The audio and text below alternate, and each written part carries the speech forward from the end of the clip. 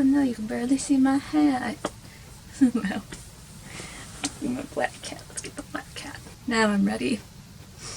Rainbow Ink! Hey guys, welcome back to Rainbow Ink. It is spooky season, it is Halloween. This is why I'm fully dressed up, because today we are sorting the characters of Hocus Pocus. I have my black cat, I got my green cloak, I got my witch's hat. I'm all ready to go, I'm a witch.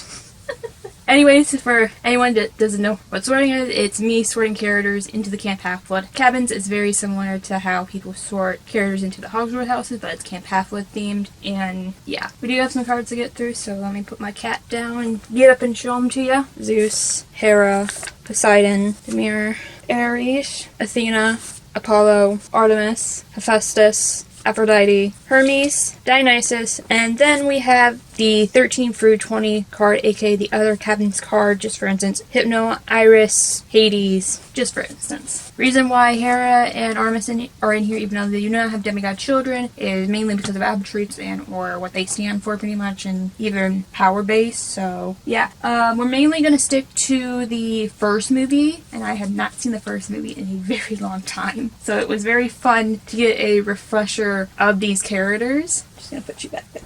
I almost have all the colors of them. I just am missing like the red burgundy color, but I guess technically you can count the orange maybe? Right? I don't know.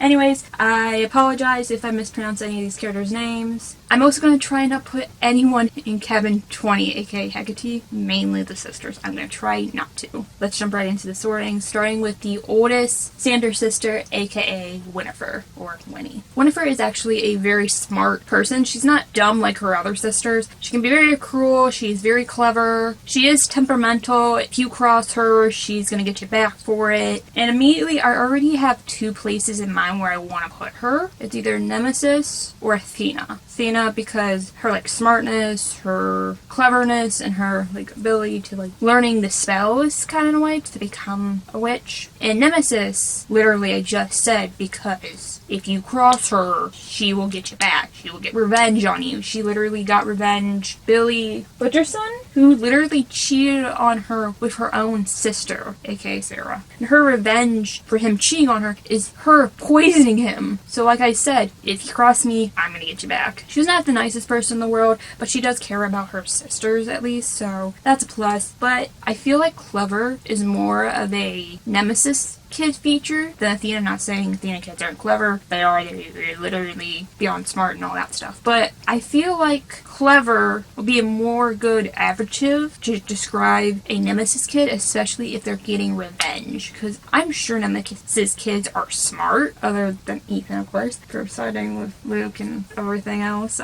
But I'm sure they're smart enough like to make a plan to get revenge on this person who's wronged them. And that's what she did. Well, for the most part, other than she poisoned him. Yeah. I think I'm going to put Winifred, aka Winnie, I think I'm going to put her actually in cabin 16 Nemesis. I feel like that would be the best choice for her, even though I do think she is smart. Maybe could earn a thing on Athena, but she's also can be cruel, literally the poisoning, and also turning things into a cat and everything else in between. So I feel like she would be more in Nemesis than in Athena, so there's that. To keep rolling on the witch/sister train, we are now going to go on to the middle child, aka Mary Sanders. Now, Mary is actually probably maybe the nicest out of the three, or probably has the most good-hearted nature out of the three, which is very ironic. She's the middle child. Of course, her being the middle child, she's usually the one everyone mainly forgets. I literally forgot her name was Mary, so there's that. But Mary is Winifred's right-hand woman. She is the middle child. She does love her sisters very much. And one thing, while noticing and also reading up on these characters as well, I noticed that she is loyal to a thought because, of course, it's her sisters. She's going to be loyal to her sisters. And that loyalty stuck out to me. Like I said earlier, out of the three of them, she probably the nicest out of the three of them. Don't get me wrong, she's still wicked and still witchy and everything else, but she's just kind of there. She's not as cunning or evil as Winifred. She's not as dipsy and stupid as Sarah. She's really in the middle. She is the middle child. And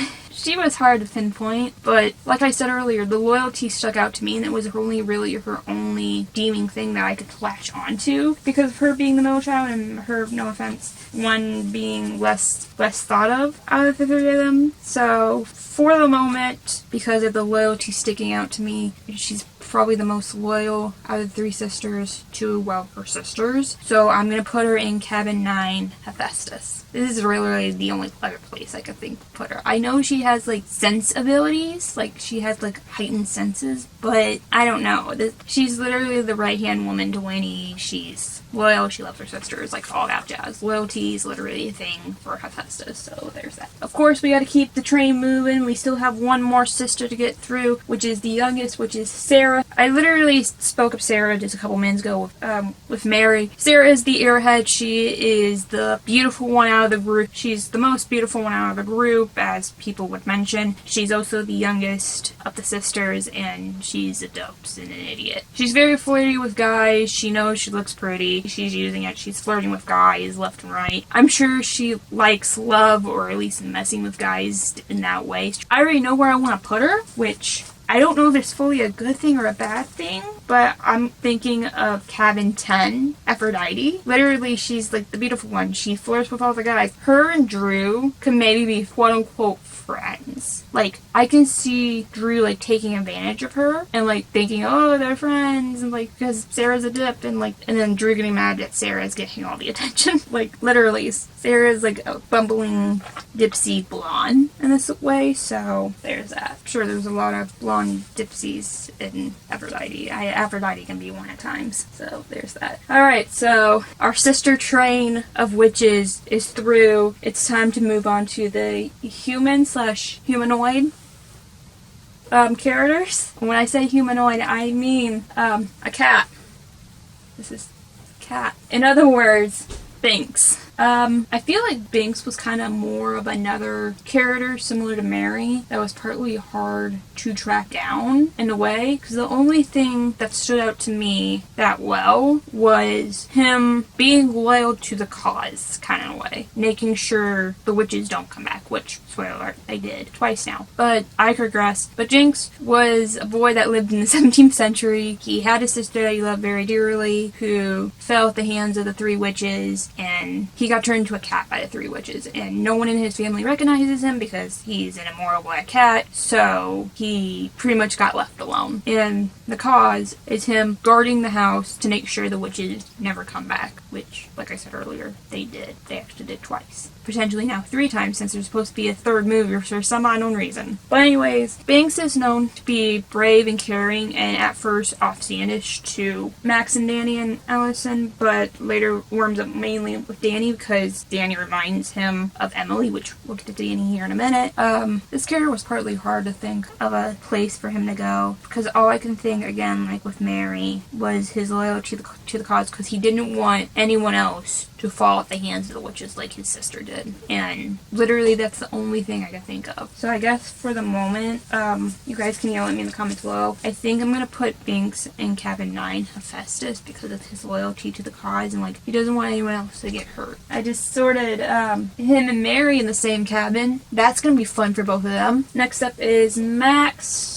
I'm not even going to try and pronounce their last name. I'm just going to say Max. He is our main protagonist. He's a very gloomy teenager and probably has depression, but I'm sure somebody is going to chalk it up to teenage angst. He's shown to be stubborn, but he is also shown that he does care about his little sister Danny. Again, we'll get to her in here in a minute. And that he is determined, and he is intelligent to a point, because he is the one who defeated the Sanders sisters, so there's that for him. I just don't know, because the character can also be very dumb, because he is the one who brought the Sanders sisters back to life as well. So, I don't know. Is it bad that part of me, when we do see him and when we do have him around, that he is a gloomy teenager, and can that be chopped up as depression? I know that sounds so terrible, because my brain wants to put him in freaking Hades, and it's like because of the gloom and saying, oh, he's have depression, like just being a gloomy kid, and, like, and then him getting somebody. But I just don't know, because the only other place I thought of him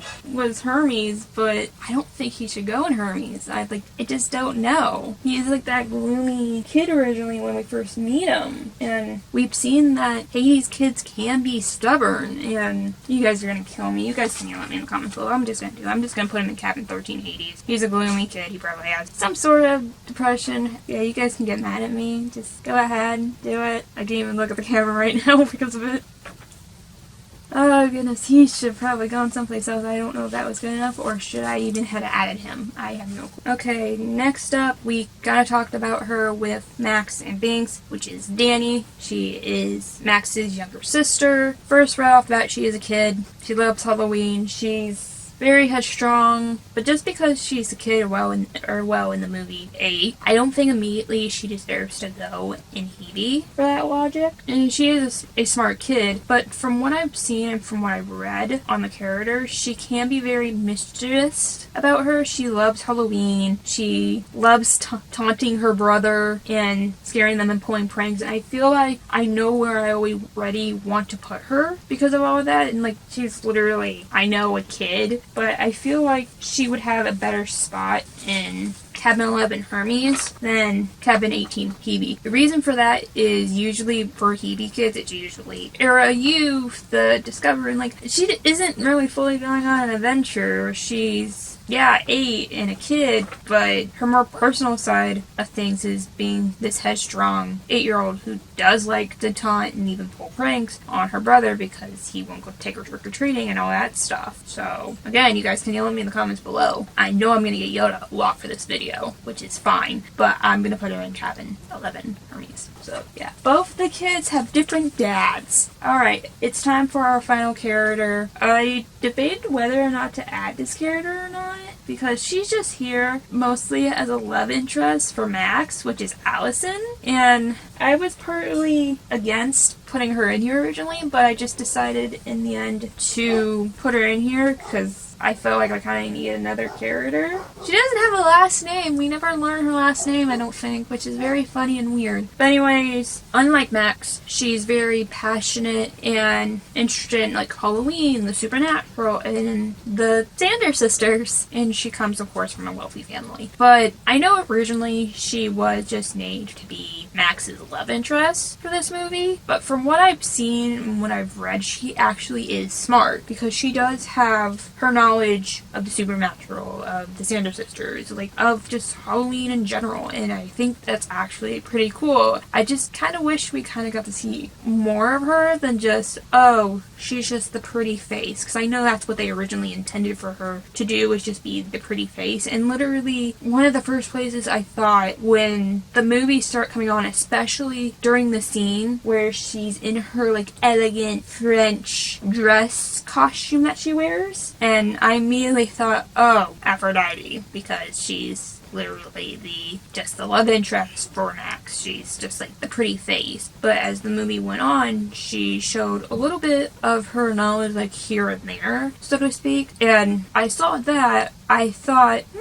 maybe Athena, because of her like knowledge base, like her actually showing to be smart. And just because like her knowledge base is like the supernatural and all that stuff, I don't think that should mean Hades, even though at first I did write it. I did scratch it out in my notebook when I was taking notes on this character. But I'm sorry, but it's either going to be Athena or Aphrodite. I just don't know, because I feel like she's just not just a pretty face when she's like helping stopping the Sanders sister, because she does like have that knowledge, has that interest, like, and all of that stuff. So actually, you know what? You guys can yell at me again in the comments below. I think I'm going to put her actually in Cabin 6 Athena. I think she deserves to go into Athena with her knowledge of the supernatural and like everything with the Sanders sisters. And she may have been just the beauty and love interest at the end of the movie, and of course she still is the love interest of the movie, but she's also got a brain. She's not one-dimensional, thank goodness. So there's that. So yeah, that was our last character. I hope you guys enjoyed this video. I know I put some of these characters in questionable places here and there. Tell me in the comments below if you think any of these characters should have gone someplace else. They probably should have. Any character that I did miss, because I only did the first movie, not the second movie. I know that there's characters in the second movie. Tell me in the comments where you think they should go. Please make sure to like and subscribe and all that beautiful jazz. The last video right there, subscribe beneath me, and also playlist of other sorting videos are right there. Also be in the link description below with your Percy Jackson playlist, and I'll see you guys next time here on the link. Bye!